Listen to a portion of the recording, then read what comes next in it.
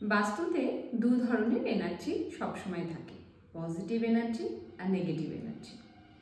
কিন্তু আমাদের কি করতে হবে, সেই এনার্জিগুলোকে ব্যালেন্স করতে হবে।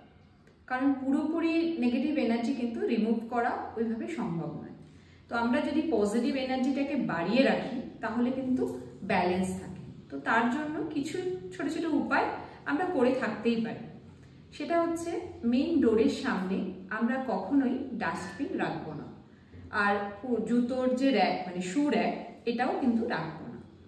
এছাড়া আমরা কি করতে পারি, সাউথে হনুমানজির একটা সুন্দর পিকচার গোল্ডেন ফ্রেম দিয়ে আমরা কিন্তু টাঙিয়ে রাখতে পারি। ঠিক আছে, এরপরে আমরা যেটা করতে পারি সেটা হচ্ছে ঈশান কোণ। ঈশান কোণ মানে হচ্ছে নর্থ ইস্ট, ওখানে আমরা একটা ওম সিম্বল কিন্তু লাগিয়ে রাখতে পারি, মানে একটা ফ্রেম করে একটা সুন্দর ওম, যেটা রেডিশ আপনার শাইন দিচ্ছে, তো সেরকম একটা ওম চিহ্ন আমরা কিন্তু ওটা ফ্রেমে বাঁধিয়ে ঈশান কোণে রেখে দিতে পারি। সিম্বল কিন্তু আমাদের এনার্জিকে খুব এনহ্যান্স করে, তো সিম্বল আমরা কিন্তু ইউজ করলে খুব ভালো কাজ দেবে।